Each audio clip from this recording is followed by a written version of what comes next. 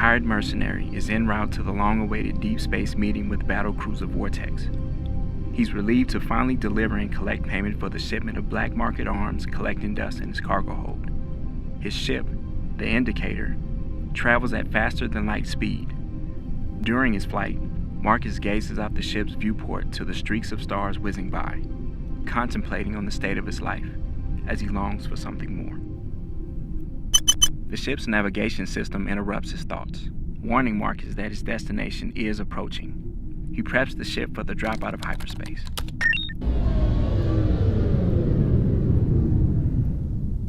But Marcus has jumped into the middle of a fight. As he sees the Vortex taking a pounding from the Onyx, a capital ship much larger than the Vortex and the Indicator combined. The proximity alerts blare, forcing Marcus to take another look through his viewport.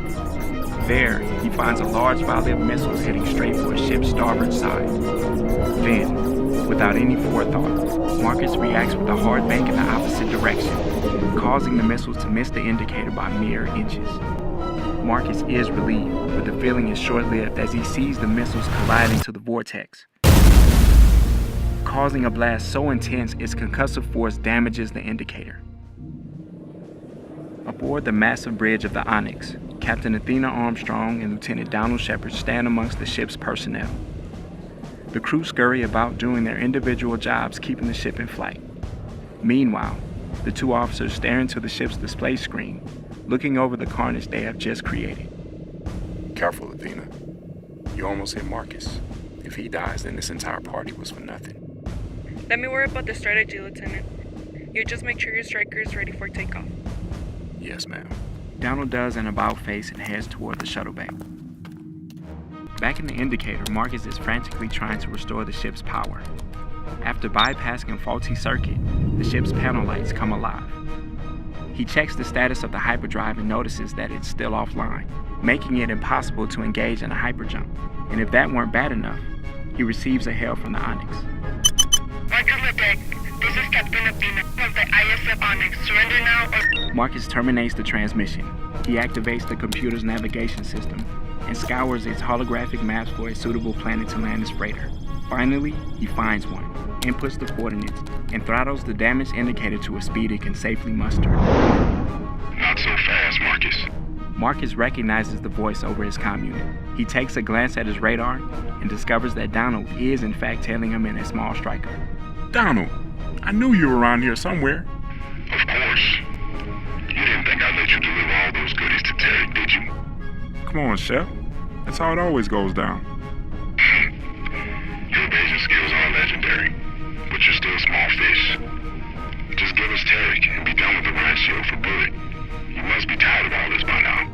Marcus takes a moment to reflect on Donald's question, because he was tired and wanted to lead the life of a mercenary, but not like this.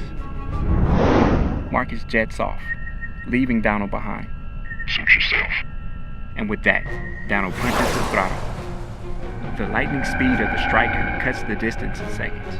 Lieutenant, our sensors indicate best approach will be from his 6. The freighter has no rear armament. Roger that. Donald engages his weapon sensors and targets the Indicator's rear thrusters. Back in the Indicator, Marcus receives a warning signal which indicates his ship is being targeted for missile fire. In response, he sets the Indicator to autopilot, and once he's absolutely certain that the ship won't veer off course, he leaves the small bridge and races to the rear of the freighter. Once completely in the hull's rear, he climbs a ladder that takes him to the top of the ship. There, he buckles into a durable black chair, and with a flip of a switch, he activates the mechanical hydraulics. In that moment, Marcus smirks to himself knowing that no one is expecting his latest modification. Back in the striker, Donald can see exactly what Marcus has initiated, as 2 huge caliber railguns rise from the rear of the Indicator, consequently making any missile shot sent from his striker futile, since they'd be picked off immediately by the large cannon's fire. Marcus opens fire. Donald conducts a series of death-defying maneuvers, barely escaping the barrage of laser fire coming his way. Marcus just can't seem to get a hold of Donald's position, but he keeps the blast coming. Then, with a mixture of skill and pure luck, Donald sends a few shots that manage to clip the Indicator's tail wing. Marcus is left with no choice but to retreat back to the bridge to manually take control of the freighter. Fortunately, through the ship's viewport, he sees that he's now entering the planet's atmosphere, which buys him some time because Downell is unable to fire during atmospheric entry. Marcus buckles himself in and initiates the atmospheric entry heat shields. Warning, atmospheric entry heat shields cannot engage. Damn it. Marcus knew the dangers of atmospheric entry, which could potentially create heats of up to 3,000 degrees, but he also knew that there was no time to repair his shields. So his only choice was to make the fiery entrance and hope that the indicator endures. Downell cannot believe what he's seen. You crazy bastard. In the indicator, Marcus does all he can to hang on, as everything around him literally becomes